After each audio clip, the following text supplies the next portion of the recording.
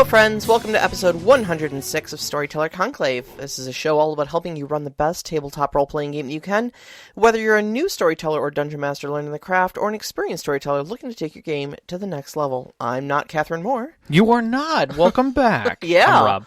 I'm Sarah. Yes. So, how are you feeling? A lot better. You sound a lot better. A lot better. Yeah. It was touch and go for like an entire week of just like running a low-grade fever the entire time, and sinus pressure every time I bend my head over, and it was just awful. So yeah, thank you so much once again to Catherine for she did a fantastic job. She did an amazing job. So hopefully I'm not out of a job or anything like that. I do not think you are out of a job right now, so I will say that. But I wouldn't blame you. She did do a fantastic job. She did. She did. Catherine's an amazing human being, so she is. A couple other notes. I know I put this out there in Discord, but I wanted to remind everyone that we do really appreciate any comments or reviews that you guys can give. If you stop by our website, storytellerconclave.com, and look at any one of our most recent shows, you will see that we have a review button right on there. And if you're in our Discord, one of the recent posts that I just did has a link there as well that I think works. That'll take you over there, and I highly we would very, very, very much appreciate you guys going in and giving us a rating and a review. And that would be fantastic. Mm-hmm. So it is the second Wednesday of the month. It is. And that means it's System Spotlight time again. It is. So our System Spotlight this week is a game system that has been around for longer than I have been alive. Ditto, actually. So, and I remember seeing advertisements for it in like a lot of comic books and stuff like that when I was growing up, and I never really quite knew what it was. It was always just kind of in the periphery of my consciousness of gaming, but never really got into it or all that much. And honestly, I'll be dead on. Like up until very recently, I didn't think the game system even still existed. Yeah, I mean, I remember when I was first getting into gaming, after I picked up my Palladium books, I was looking at all kinds of different systems, and the one that jumped out to me at that time, which was in the 80s, that was old, was Twilight 2000. And this actually comes from some of those creators, and sits within a similar, I guess, tactical feel and mechanical feel. Yep. Definitely, there's a lot of pieces there that you can feel. If you've played Twilight 2000, Traveler has certain feels to it. Yeah. But that's common from creators. And to be frankly honest, this comes from some of the greatest creators that created games. Oh yeah, absolutely. And still do. So we were space operas were really never on my radar. I've always been more of a fantasy person myself, so leaned more heavily into the D&D and stuff like that. But they're very big on Sean's radar. Sean absolutely adores the whole future genre, exploring transhumanism and such like that. Post scarcity in some cases, post scarcity societies, post singularity societies. Yep. Yeah. And just to kind of exploring all the social implications of what a far future, society, spacefaring society would look like. And I mean, I had a little bit of that. I mean, we've talked a lot about both of our histories with BattleTech. Yes. In the past, BattleTech was. I mean, I never got into D&D basically until I was in college. But like all of my high school years, it was never D&D. It was BattleTech the entire time. So yeah. I got a little taste for the whole spacefaring role play thing, but. It was actually Sean, we got talking about, he says he wanted to run a futuristic game, so we started looking at what systems were available to do that in, and Traveler was one of the big ones that came up. Yeah. And as we started researching it more and more and more, we realized just how deep of a history, and how expansive of a product line they have. I didn't know all the things that had touched this. I knew a few of these. So, for instance, it started in 1977 with a very simple printed game, black with red text on it. Like, everybody thought it was very bold and very straightforward, but the reviews came back quite well. And then it wasn't until 10 years later, in 87, that they did Mega Traveler, and then 93 they did Traveler: The New Era. So that kept all within the same Game Designers Workshop, the original company, and that Yep. which was Frank Chadwick, John Harshman, and Lauren K. Weissman. No relation to another Weissman. I actually did digging to see if there was family there, but there is not. There is not. It then took a jump to Imperium Games with Traveller 4, which was Mark Miller's Traveller. GURPS then, with Steve Jackson, did GURPS Traveller. I remember GURPS Traveller, and I think I also remember it. Yeah, that was the one that, like, if you'd ask me what Traveller was, I'd have told you, isn't that a GURPS thing? Exactly. And a lot of people still thought it was. Quicklink Interactive, who I was unfamiliar with, did Travel 20. GURPS Traveller Interstellar Wars was picked up again in 2006 by Steve Jackson. Comstar Games, no relation to the BattleTech to the BattleTech, made Traveller Hero. And then Mongoose Publishing, which is the current publishing arm, created their first Traveller in 2008. In 2008, and then revised it in 2016. There was Far Future Enterprises, who did Traveller 5 in 2013, but it's different. And in fact, the community as a whole kind of decides which one is canon for them. Which is unique, but they all still support it. Yeah, it seems really weird that, like, you've got so many different publishers all trying to make the same game, and then the community is just kind of gravitating to whichever one they wanted. Which is interesting. I kind of feel like 7th Sea is going to do the same thing between first and second edition. Oh yeah, and that you're going to have communities that are parallel, but they're making decisions. Who's got second edition? Well, AEG still did it. It was still John Wick, but it's just they're so different in system-wise. Gotcha. And I think there's going to be a little bit of separation there, but there's also a D20. There's Swashbuckling. Okay. So, which is a whole other thing. And then there's the card game, which blows my mind still exists. Yeah. As far as I'm concerned. I know the Warhammer community did kind of the same thing. Like a new edition, like the 6th edition Warhammer came out, there were people who were like, nope, we're sticking with 5th, I would have loved to see, like, a proper, and I know I'm not totally mistaken in this, because I know Warhammer did a role-playing edition. We talked about that. Yeah. But, like, an updated D20 system for that, and really see division. Of how far it can go. But you kind of saw that with Warhammer when you had not squads, but the small team tactics. The kill teams and stuff? Was it before kill teams? There was something else that was right before that. Oh, you mean Mordheim? Was it Mordheim or? Are you talking fantasy or 40K? It was fantasy originally. Yeah, then you're probably talking Mordheim. Yeah, I want to say there was something. Was Kill Team first or was Mordheim first? I think Mordheim was first. Okay. Kill Team was basically just kind of a small skirmish sort of set of rules for small scale 40K. That's fair. Yeah. So anyways, as of today, with the 2016 second edition, which one we're talking about, it has a very large feel. It kind of, the book and design-wise, it made me think about the more classic games that we're used to, Palladium and such, because there are... Or even earlier editions of D&D, because you've got your core rule book, you've got High Guard, a vehicle handbook, a supply catalog, and the Traveler's Companion are the core books. That's a lot of core books. It's surprising, but it is. The source books on top of that, which are their journals, blueprints, which are cool. I like blueprints. I think that's a great idea. It reminded me so much of BattleTech. And then their kind of world books make up another 15 books.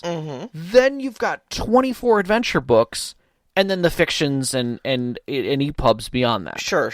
Which is great, but, like, it is a wealth of information for second edition of this version of it. So, and I'm not talking about any of the prior books or canon that's related to it. Yeah. I mean, the thing is, though, you still got 40 years behind it of content that they're essentially porting over to second edition. So I mean, it's not like they're creating all this stuff just for second edition. They've got a lot of stuff that they're bringing up to second edition rules, which I think is great. I think one of the big problems when a game changes editions is that all your old stuff then becomes kind of obsolete. So it's actually nice to hear that they've got such a wealth of material available to potential travelers. So yeah. So okay, we've talked a lot about the history here. What the hell is Traveller? In its essence, it's a space opera game. Very much so. So Very just much your, but it covers a lot of genres depending on how you want to use it. Traveler is one of those systems where it has its own setting, but it opens it up to generic storytelling. So it kind of serves both as a generic system and a specific system, depending on how you want to use it. There's a number of rules that are optional to include in your setting or not, depending on how kind of what style of space opera you're looking to emulate. So you can go anywheres from like The Expanse if you want to just do humans plus hard sci-fi. Yep, very much so. Battlestar Galactica if you want to go a little more heroic with it. Yep, and like I have agree. big epic space battles. There are psionic rules. So There you could are. go Mass Effect with it if you want biotics. Well, and also the whole multiple races, and there are additional races beyond humans. Yeah. And those rules are definitely part of the core. There's entire source books full of aliens. Completely too, I think. You can really double down on a lot of the rules for like ship maintenance and stuff like that, and costs and loans and whatnot. If you really want to go for like that Firefly feel of, we're always in debt, skipping by on fumes on our gas tank to get to the next planet to do the next job. There's a lot of different ways you can take Traveler, depending on which rules you use and which ones you emphasize in your campaign. Yeah. All in all, though, I think it's still a very, like, one thing you kind of can't get away from is that it is a very kind of gritty and lethal system. It tends to be very unforgiving in combat, so you're not going to end up with a lot of these, like, heroic, fights where you're just, killing 50 guys and standing on top of things, waving the Confederate, or not Confederate, but the coalition, the coalition flag, and wielding a laser gun with your shirt torn, and that's not going to happen in this system. No, it definitely feels gritty. It feels real. Very real. Real is like the thing that it clings on to the most. If you're a fan of The Expanse right now, I will flat out say if you're a fan of The Expanse because of the way they handle physics, because of the way that they handle the realism, that bullets going through from the outside to the inside of a ship is super dangerous, maneuvers that involve multiple Gs and flipping around before you get home kind of a thing, or changing maneuvers, or just deciding that you're not going to go to the place that you thought you were going to go to, and that takes a lot of consideration and fuel. This is the game you can lean into. Space is very big and very, very empty. And very unforgiving. Yeah. Another thing, if you're a computer player, and you like Elite Dangerous, this is a system without a doubt that you could basically play Elite Dangerous, the tabletop edition. Oh, you absolutely could. They have mining, they have jobs, there's a rich community, there's high and low tech sectors. I mean, it's all there. The setting is 100% ready as it is to basically be Elite Dangerous. Yeah. Complete with how far you can go with your jumps based on the ship, the tonnage, your engine, the ratings, all the math is already done for you. Your capacity, the weight of the ship, Everything's already done, and it's honestly not that challenging. It seems it that way, and I think that's what really gets me at the goat with this, is that you look at all this and you're like, God, how am I going to learn all this? And it's a lot. It's a lot. So it's pretty much all Elite Dangerous, except the only thing it needs now is a pre-written adventure to go to Hutton Orbital to get your free Anaconda and your mug. Got to get your mug. But yeah, and I think kind of that's a decent segue into the game mechanics, because it's challenging, because it is a lot. The one thing that really struck me when we first started trying to learn the system was that it really, having played games that are 40 years old, it felt like a 40-year-old game. It does. It really feels like a very old school, old style game. That's not necessarily bad, but understanding that games from the 70s and early 80s oftentimes went for a more simulation feel than any sort of a narrative or heroic feel, like a lot of your more modern games, like Savage Worlds or Powered by the Apocalypse or something like that. So you need to kind of be prepared for a lot of these rules to be very intricate. Yes. But the end result is you will get a very realistic representation of things. Yeah. I mean, we're stepping out of a time when, I mean, the 1970s was the heyday of game creation that stepped away from simulated table combat, World War One and World War II, and even prior games where you were basically doing tabletop wartime. Mm-hmm. So now you're doing it you're bringing the scale even closer to an individual troop and making individual choices. Mm-hmm. Mm-hmm. And to do that, they're following that rulescape, that designscape that comes from those systems that were, again, well designed to try and mimic what you could do in large-scale field battles and still have the results and the math and everything kind of work out with all of the conditions. But now you're having to add in all these condition modifiers. So we're stepping closer and closer to that finiteness while still having a sense of 2001: A Space Odyssey, of books of the time, of this operatic space design that is on the edge of your consciousness of what you want things to be. We haven't quite reached that heroic state. Right. One thing that like instantly grabbed me though that it does really super well is character creation. Yes. I love it, honestly. Yeah, the character creation is amazing, albeit very time consuming. Like everything else in Traveller, it is extraordinarily detailed. But that is because it is a life path system. Mm-hmm. Now, what we mean by that is most character creation, like if you're familiar with 5th edition Dungeons and Dragons, which I think probably most of our listeners It's a good base to start from Common Day. Most of our listeners, I think probably fair to say, are 5th edition D&D players. Yeah. You kind of roll up your character and you'll make them first level, and maybe then you're gonna make them, you're gonna like level them up to 5th level or whatever for the campaign. Sure.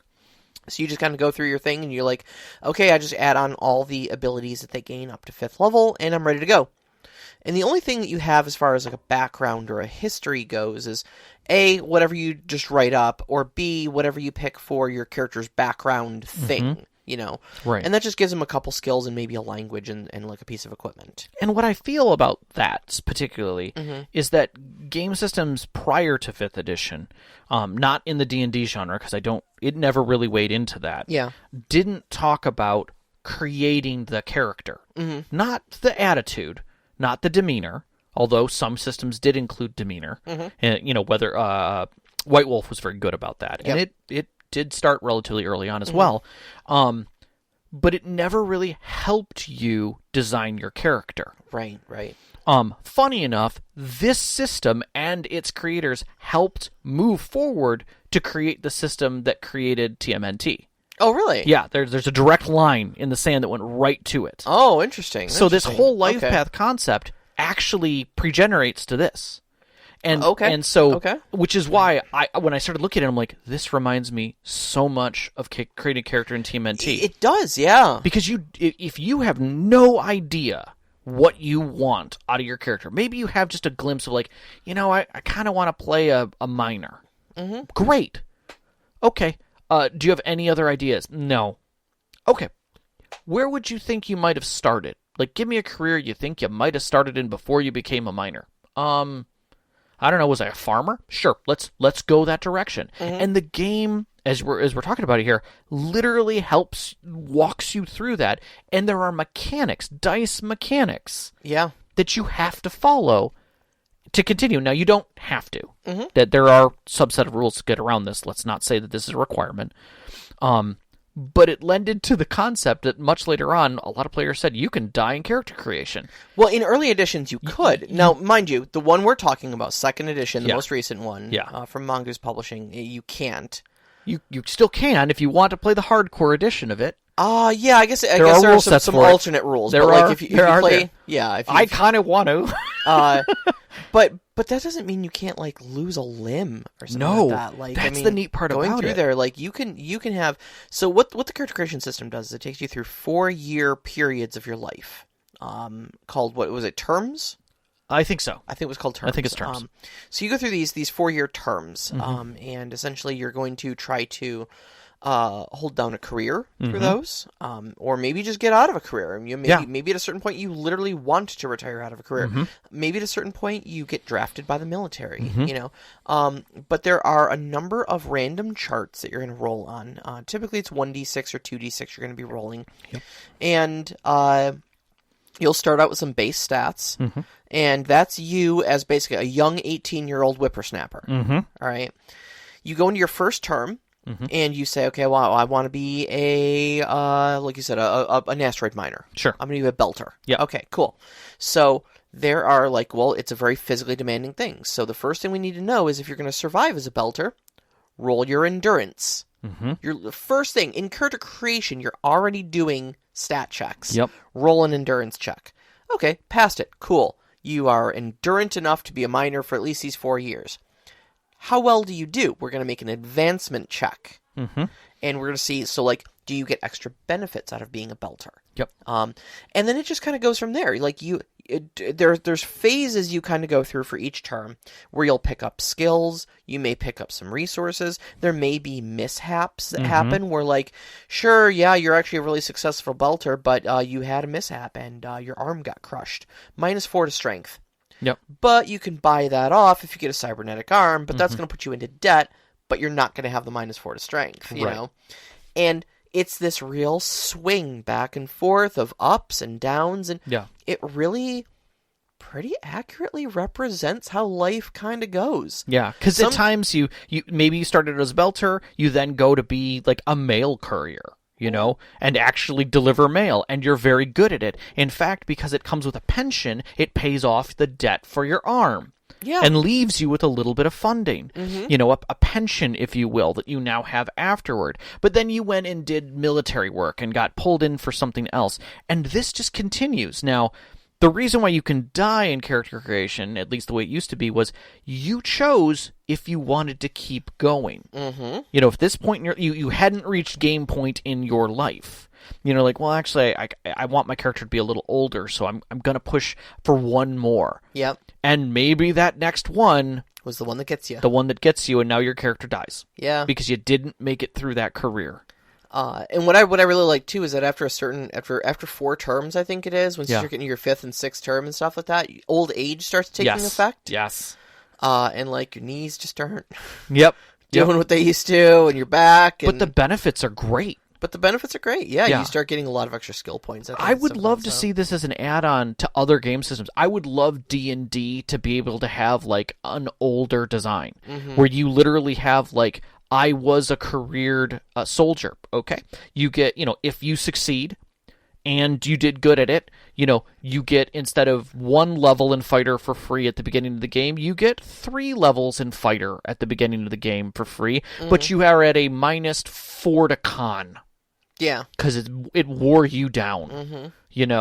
And you have a injury which cuts your awareness by any awareness checks are at a -1. Okay, but you had money. Yeah. So you have a steady income from whatever group you got money for, government for, and you get a +1 longsword on top of it. Exactly, you have extra gear. Yeah. And I think those kind of things would be awesome because you could actually play out previous adventures, and a lot of times with this, it gives you instant connections with the other players. You can say, "Hey, I was a belter in my 30s in this. You were a belter too. Maybe we worked on the same belt." Yeah. And now you have stories that you could throw together, and that makes connections. And the reason why your group is together. Yeah, and you actually pick up skills off of that too. Yeah. So there's a whole phase of character creation where, much like our other beloved systems, you mingle your characters and you both pick up skills off of it and such like that. Other than character creation, though, I mean, pretty much everything in the game is game mechanics wise, it's not too tough. You're rolling 2d6 for pretty much everything. Your plus or minus modifiers. So your attributes will modify things, your skills will modify things, circumstances will modify things. All that is going to change your number, and you're aiming typically for an 8.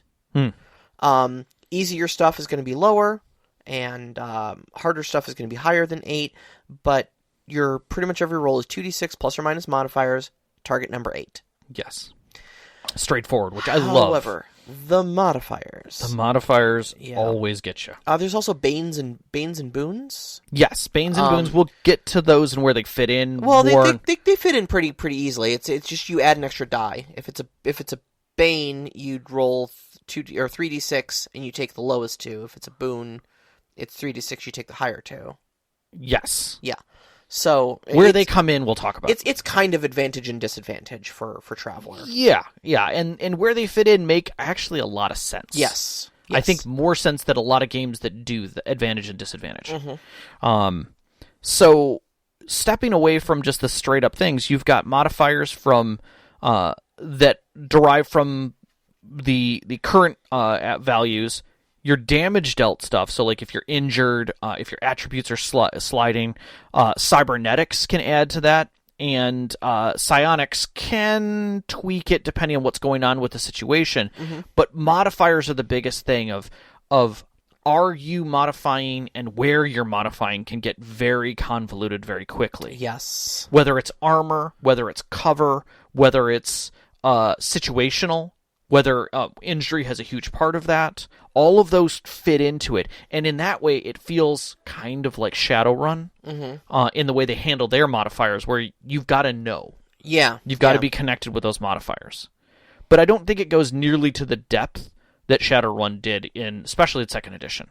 I think it still sits at a level where it's complicated, but not so far that you have to focus on it. I think though too a lot of Traveler you have to kind of look at as a toolkit rather than hard rules that you must use. Where they situationally need to fit in the story, I think, is what's important. Yeah. Kind of like how we use encumbrance in D&D 5th edition. A lot of the rules do feel that way. Most of us, we just ignore it because it's tedious to deal with it, unless you're trying to heave 500 pounds of stone onto your back. Then I'm going to start worrying about encumbrance. Or if it becomes situationally necessary for the story. Like one of the big things that Traveler does is maybe you have to pack extra people into your ship. So now you have to concern yourself with life support and how well it's going to be able to handle the extra bodies that it's not really calculated to handle. Yeah, exactly. How long do you have to go? Do you have too much cargo? Is that going to affect your ship's travel and thrust? Like all those things come into play. And I think that's where, when a challenge comes into play, they at least have the rules necessary for it. I like the way they handled combat right off the bat. Initiative can either be dex or intelligence. Right. And I thought I'm like, why aren't we doing that? I don't know. Because you look at it, you're like, if I'm an intelligent person, I can plan. I can coordinate and I can handle the situation. It doesn't matter if I'm faster than them. But if I'm really faster than the smarter person, sure, that makes sense.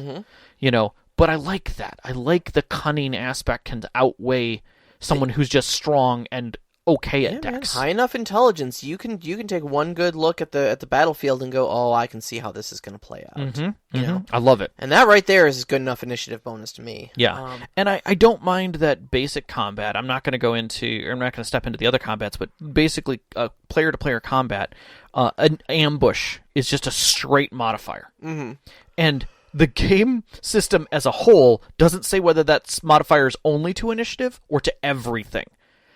But like a lot of people play it with, it affects everything. It's a -6 to everything. Yeah, because you're startled. Yeah. So no matter what you're trying to do, you're down. All of a sudden, there are lasers everywhere. You're not going to be able to, calmly grab your laser pistol and start returning fire. But then they immediately step right back into things that I think are fantastic. Tactics are part of the setup per each round. Yeah. So if you've got one person gets to roll a tactics, because they're directing people, and that can create a bonus or not, which is great. I think that's great, because it also gives you the weight of someone being a crappy commander or making a bad command decision, And I think to a degree it helps kind of pull back from the every person is an island doing their own thing in combat. Yeah. And it helps direct who is the statistician for the, or the tactician for the group. Leadership is another thing. It's outside of the tactics, where it kind of fulfills the role of charisma, if you will, and getting people to lean into and do things. This is where Banes and boons come from. Mm-hmm. Whereas if you're a good leader, you're able to give boons to players, not to yourself, but to players, well, who are doing well. Whereas if you screw up on your leadership, the other team gets to throw Banes. Yep. And, the NPCs get to throw Banes. The storyteller throws Banes at you. And I think that's even greater. Oh, I think, yeah. Bad tactical decision. Well, bad tactical or bad leadership in this case. Yeah.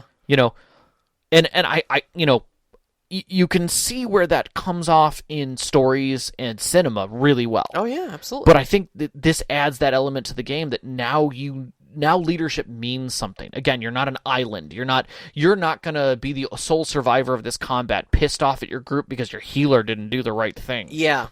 Now you've got leadership and tacticals that have to go into that, and those carry almost more weight than the fate rolls of an individual. Mm-hmm. So I think it's fantastic. Teamwork honestly plays such a big role in this across the board, because you start getting into your ship actions and stuff like that. Mm-hmm. Where it really struck me was ship combat. Mm-hmm. And I think I know you, coming from a 7th background, really love the idea of ship to ship combat. But we're not talking about ships on the high seas. We're talking about ships out in the black.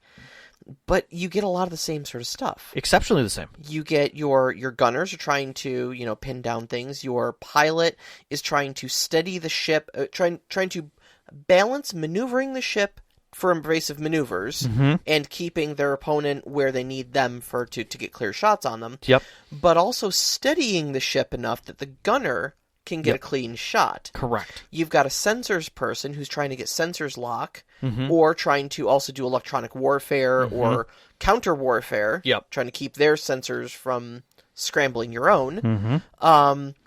Everybody has a position. Engineers who can eke out little bits more for, if you need an extra thrust point. Or overdrive things. Yeah, or control things, or save things, or repair things. Exactly. So there's a lot. Everybody is doing something in combat, and it all feels vital. Mm-hmm. It's never just, who's got the guns? Mm-hmm. Okay, well, congratulations. You get to do everything for the next 5 rounds. Nope. Everything feels real. Everyone feels important, whether it's physical combat or whether it's ship combat. They've pushed that envelope a little further. Mm-hmm. And by making healing challenging, oh, yeah, they added a whole nother element to that. Yeah, I mean, it's a very realistic system. I mean, you've still got some space age technology, but it's not D&D heal spells. Yeah. Which is interesting, because I think one rule that they have in it, which I immediately noticed, I was like, holy crap, that's dangerous. Mm-hmm.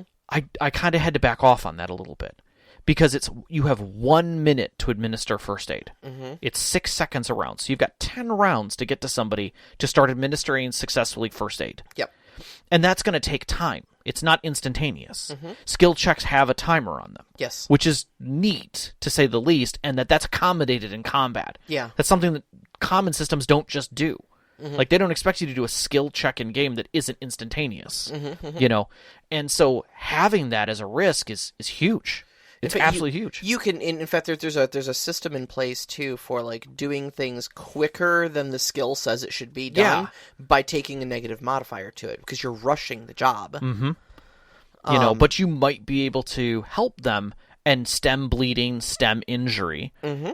I mean, technically, you can even do surgery during combat to try and recover somebody. Yeah, if you really wanted to, you but could. It's risky as hell. Oh yeah.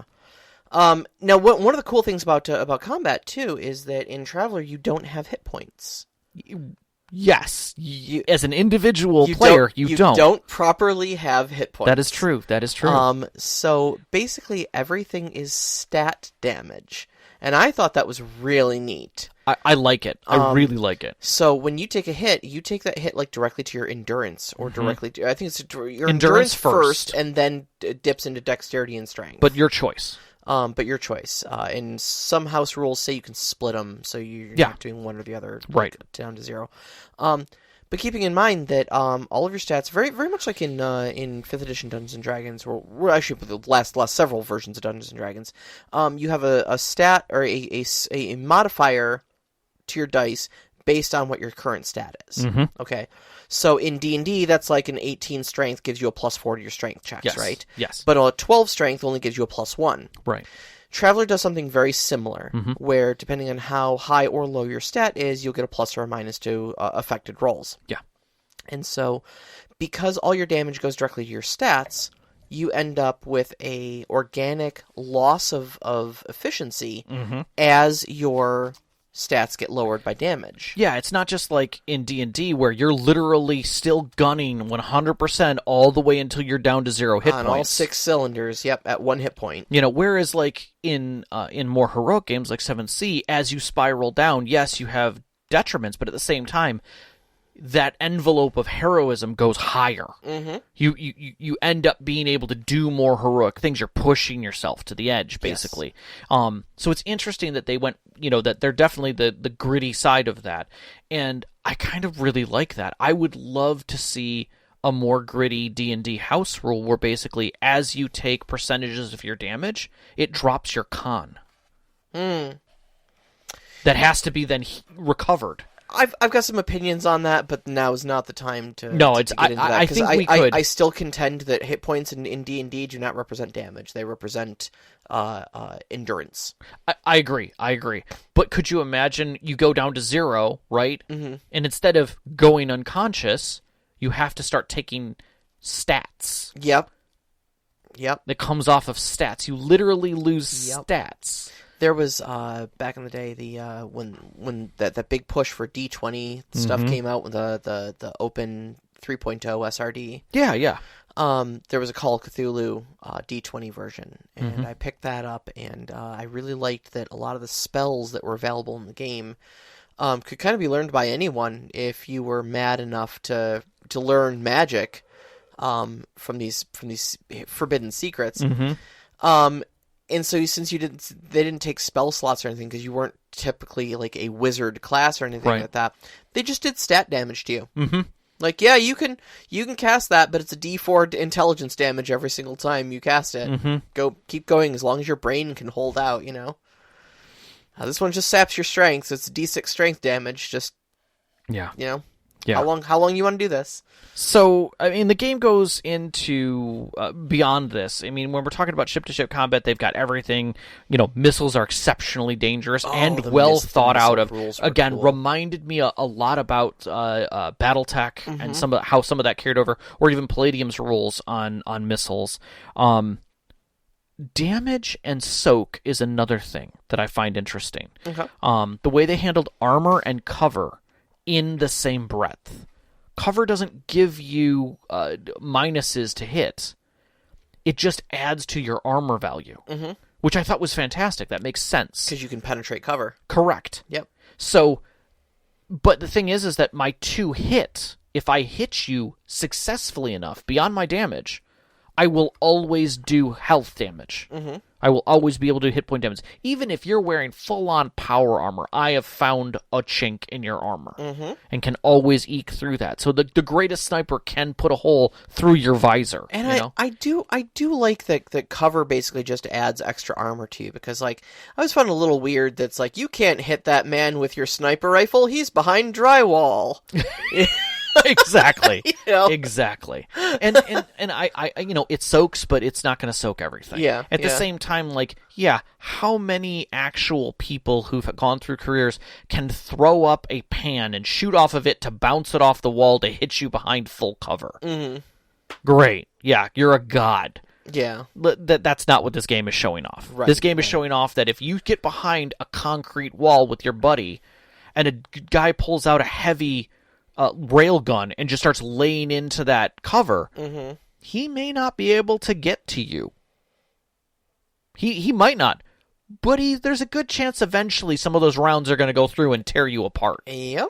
And that's the difference. That's the key difference there. Yeah, and I think I like overall where Traveler's combat sits in its game system. Yeah.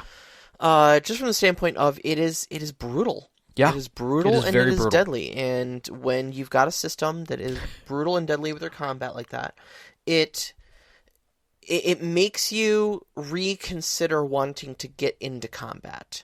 Especially on ships. especially on ships. The fact that they literally say people don't carry guns into ship-to-ship combat. When they do a boarding action, they use swords. Yes.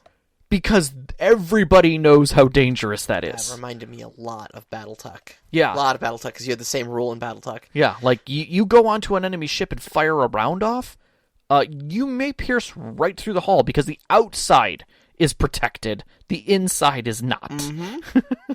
But what I'm getting at, though, is that it makes you think twice about wanting to get into combat, and what that does is that teaches the player, and the game master, I suppose, too, that the focus of this game is not combat. Correct. The focus of this game is the exploration, the interstellar politics, the freedom of being in your own ship and out there and exploring and such like that, and drawing you, saying like, okay, yeah, I mean, you can get into combat, but like, people will die.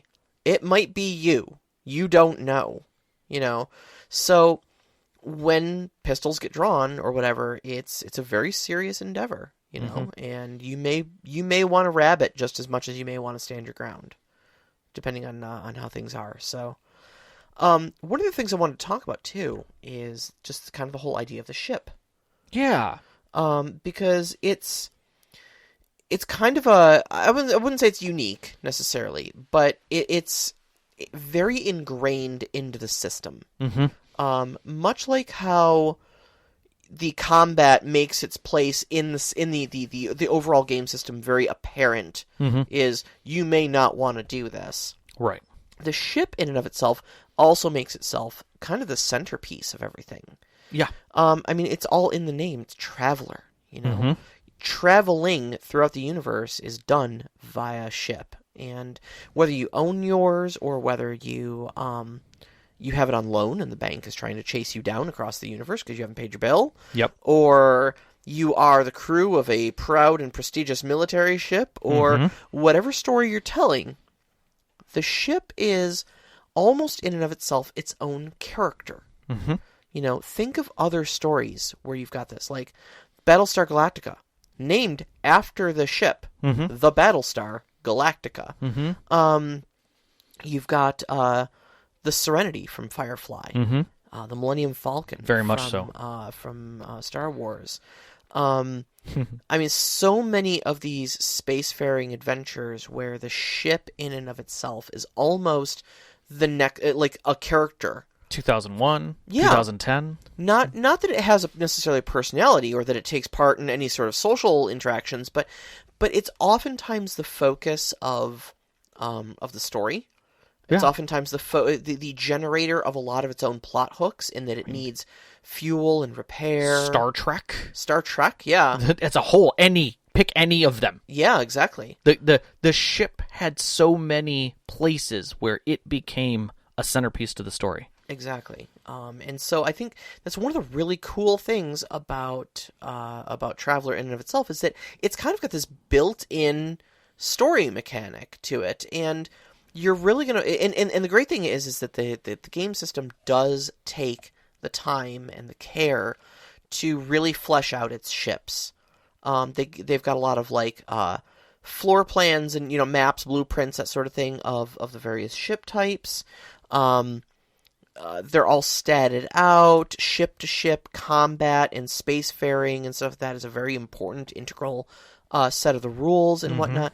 So there's a lot of attention given to that, and so you're going to feel right at home just having your own ship, and you're going to find, whether you want to or not, you're going to start caring about that thing, Yeah. So we need to bring this down. I will flat out say this. There's so much, yeah. This game, when we looked into it, had so much research to be done on it. There's so much to review, and there is actually some great resources out there, but I kind of want to get into the what does it well, what doesn't do well. Yeah, definitely. And our final thoughts before we kind of get to some questions, because we do have some questions. Yeah. I personally feel it is space opera at its finest. It's got the detailed connections, a cinematic feel, and still is gritty. I think it fits all of that very comfortably. I really like the fact that it's a very mechanical system, but it's also very modular in that you can kind of decide where your level of granularity is. You can decide how far you want to go. If you really want to get into like full-on simulation, or if you want to kind of just play fast and loose with the rules and play a little more heroic. You've got optional rules for aliens, for psionics, and things like that, so you can play all over the spectrum. Yeah. I like that if you are uncomfortable with creating a character, you don't know where to start, or you don't know how to progress through it. It already did that for you! It's just roll on some charts, super man. Easy, barely, we will give you 30 years of history. Roll on these charts right here. I'll tell you right down to the minute what your character was doing. Yeah. Exactly. Yeah, and honestly, it's just got a lot of verticality to it. There's a framework for our universe, for other universes that are just you can go as high or low on the technology levels as you want. There's just so much flexibility in stories you can tell with that. Yeah, it's really, really nice. So where do we fall short here a little bit? I would say it is there's so much minutia that is built into the basic rules that it feels very overwhelming. I could see this overwhelming somebody moving from D&D. Or even like a Fate system would be terrifying stepping into this. Yeah. Even with my background in Palladium, I found it very daunting. To try to learn. You have to have a drive going into this. And conversely too, a lot of times the rules are a little inconsistent. Sometimes they're granular down to, if you're too many pounds of this, it's +1 to that, and et cetera, et cetera, and you get really simulation style. But then there's other things you would think they would flesh out, like marine boarding actions. Oh God! And they just kind of don't. Yeah, you can do marine boarding actions. Roll 2d6, and they do okay. Yeah. But what if I want to do it as my character? Oh, yeah, we're going to put that in the rules. It's going to be in this other book. Oh, yeah, it's totally in this book. It is not. It is not. They missed that section. Yeah, there's some places where some pretty obvious questions just don't get answered. But, yeah. But yeah, no. So final thoughts on the system. I could actually see myself. And we were kind of discussing this. We kind of were. I could see myself maybe not running this, but definitely playing it and having a great time with it. You were mentioning possibly using this as a backbone for the out-of-battle mech stuff for a BattleTech game. Yes. And I think it would fit perfectly for that. What I'd want to do is I'd want to do a side-by-side of this and the BattleTech, the MechWarrior rules. Yes. Just to see where because they've also got like a life path system. Very much so. Like that, yeah, so. I was kind of doing a little bit of research on that, but I feel there's a lot of interesting weight between them. Look, if you told me we were doing Traveler for it, I'd be like, okay. Yeah. Like no questions asked. Yeah. I want to personally see how well I could do something with the creation method in other systems. Yeah. Because 7C kind of had this in original where you could actually do a fate card of what your life was like. And I thought that was really cool, but I feel like there could be more done there. I feel like you could do some neat stuff with that. Yeah. But again, also the whole life and danger is very, very apparent. Yeah. And that's something you could easily adapt into other systems, I think. It really just leaves you with a really great feel of being out there in the black is full of adventure, but fraught with danger. Yep. Fortune and fate are both in the balance there. Yeah. And again, I'm going to say this, we have barely scratched the surface of this. Yeah. If you're interested, get out there. There's plenty of information for this. And great communities, honestly. Yeah. Still very active message boards. Communities, and it's fantastic. Just let them know which system edition you're running in, and they'll help you. All right, we do have good questions. All right. Do you want to pick up the first one? Or Go ahead. All right. So we're going to start with Knox in the box, as usual. Okay. So Knox asks, with character creation being so amazing and detailed, albeit random, it can be quite a lengthy little origin story just for that one player. If we're encouraged to create characters as a group and possibly interweave them with other characters, what are some ways to seamlessly fit all the players' journeys both timely and cohesively? personally, I think it's a matter of finding the connection points. Yeah. I don't think it has to be so blatant as like, oh, my character I was a miner and a belter, and you were a miner and a belter at a time, so therefore we're connected by that. And then this other person I met in the military because they were in the military. I think you can have a story per connection, and some of those connections can be lighter than that, meaning maybe someone was a cargo a shipper or something like that, and another person in the military, and they connected there, passing through the same gate over and over again. Yeah. And they were just like, you constantly scanned my cargo. I recognized your voice. We eventually met at a station because I heard you at the bar talking. Yeah, we got a beer one time. Yeah, and we talked about some of the stuff that happened. And I think that's the simplicity that can go on. And I think that's where a storyteller can help players who are not comfortable figuring those connections out. Yeah. Give them the yes and stories of, hey, so you were a belter and you were in the military. There was a skirmish that happened just outside the belt. Why don't you tell me what happened, belter? Mm-hmm. And start pulling the story together. But even more than that, though, especially in Traveler, where you've got this elaborate life path system, you end up with so much more detail than just, I was a belter for 4 years. Right. You end up with mishaps or advancements, or possibly you washed out of the profession, or but you end up with, because of the random rolls, events that happened while you were there. So like I said, you were an excellent belter, but there was just an accident one day and you got your arm crushed. So maybe while you were recovering and getting your cybernetic arm put in, you were going through a rough patch and like your arm wasn't working right and you weren't getting used to it and acclimated. Thank you, to it. All right. There was this other guy there who was just kind of became your friend during that rough time. There wasn't anything like huge, like, you stole a ship together, but you can do that too. Oh yeah. There's so many, because each different section of your character creation is so detailed. There's so many ways to fit stories together there. I agree. I think it falls more naturally than some of the other games.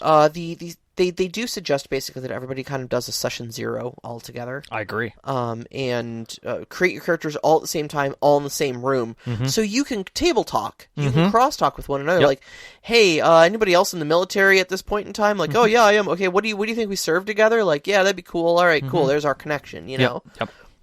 No, I agree. You can weave them live together. Yep. Yeah. Matt Elf asks, the original edition of Traveler was something of a sandbox.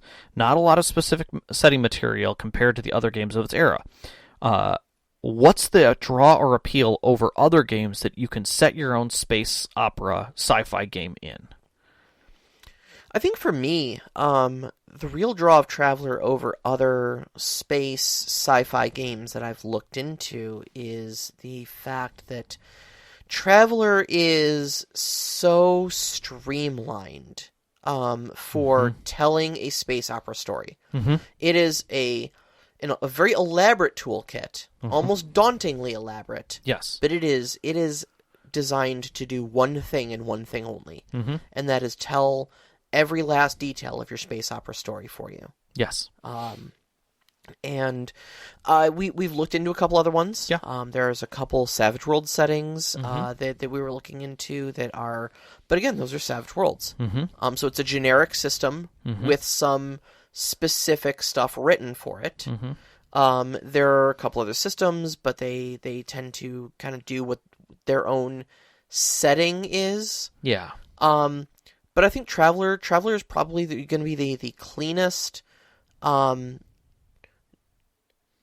best tool for just about any space opera setting you're going to look for. Yeah, it has all of the pieces to review the questions that a storyteller would have of like, okay, I'm having these people start out in a very low tech environment. How does that affect the game? It's there. They've already got that. Yeah. Yep. will they be able to find these things? What kind of items will they be able to find in this tech world where there's basically just fledgling off-world travel? Just roll on this chart right here. Yeah, or look at this tech level. Yeah. This is what you will find. These are the costs you will find it at. And how much different is it when something from a higher tech comes in? Exceptionally. Military tech comes in, tech level 12 versus a tech level 6. It's like tanks rolling into Rome. Everybody knows it's terrifying. So it's already there in black and white.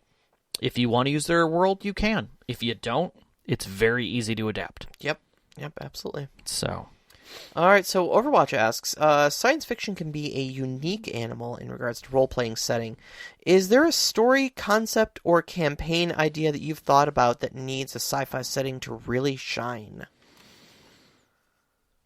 See, I've always felt that BattleTech lacked it. They had the setting. They just didn't have the mechanics to sit on the edge of it to explain everything that they did so well in lore. Okay. And I felt that this kind of helps close that gap. Even though they've kind of, they went to a higher tech level with the whole Comstar piece, it didn't explain how you had varied tech in there and still had that level of things. And so I kind of like the way that this feels that out. At the same time, this again feels very much like Shadowrun in space, which I've loved the concept of megacorps and, individual people trying to eke out their life in the dregs of society, post-consumption, and how to handle that. And this does a beautiful job of that.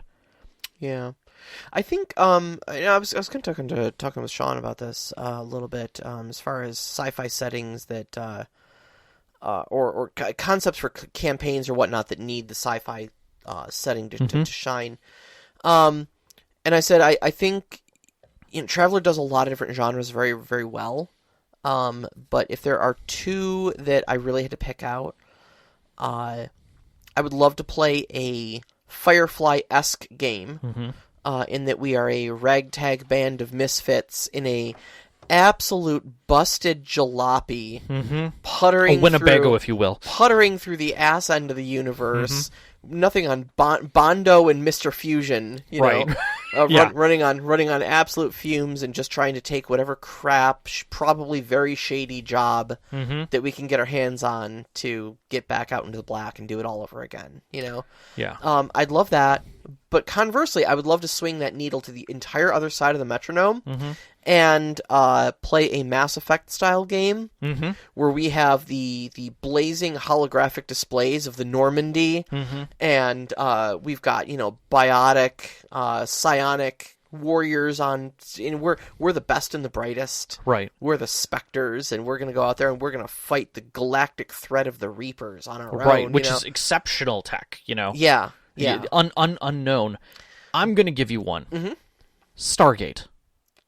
The players play at a lower tech level, and the universe is the higher tech level. That could get interesting. So you've got this starship that you think is the shit, and you go out and discover... You're like, behold, my busted jalopy, and they're like, you flew here in this thing? You still throw rocks at people? You made it... You made it a whole parsec in that? Yeah. One of my favorite things, and I want to say it was in Star Trek or some sci-fi, was that you've got this, you've got this alien race that comes in with their lasers and they're super dangerous, and then literally the humans start firing rail guns, and you have to fire up their engines because there's a result of reaction, and they don't know how to handle it because the universe is advanced into energy weapons. So you're literally throwing rocks at us. We don't know how to handle this. What are you doing? Yeah, there was a story I was reading about that one at one point. Yeah. They were really thrown by the humans using slug throwers. But, yeah. So next week, actually, as a kind of a continuation of this topic, we're going to be talking about space opera games. So we're going to expand not only from Traveller, but to a lot of these other games that we were kind of discussing here at the end. We have a very special guest. We do. Author and... award-winning author and YouTube star Seth Skorkowski. Yes. Who actually a lot of his videos helped us put together this System Spotlight for you. So you can find us on Twitter at @ST_conclave, on Instagram at @ST_conclave. MixLR, listen to us every week, every Wednesday night at 7 p.m. Eastern Time. You can find us at mixlr.com/storyteller-conclave. And join us up on our Discord. You can find the link on our Twitter, as well as at our website, storytellerconclave.com. We'd like to thank our Patreon members, especially our named members, Knox in the Box, Sam, the Arcane Asylum, Sparkle Motion Veteran, and Hulavu. You help us so much all the time. Our pre-show music is by Arcane Anthems. You can find that at patreon.com/arcaneanthems. Our intro music is Beyond the Warriors by Geefrog. You can find that at geefrog.bandcamp.com or on Google Music. Our outro music, Only Our Footprints in the Sand, is by Midair Machine, and you can find them on freemusicarchive.org. And as always, a big shout out to our families. Vicky and Sean, thank you so much for loving and supporting us. Thank All you. of our friends who've sat with us at our tables over the years to give us these great stories to share with you. And you, every single one of our listeners, we love you so much. Love you guys. Good Have a night. great night. Bye-bye.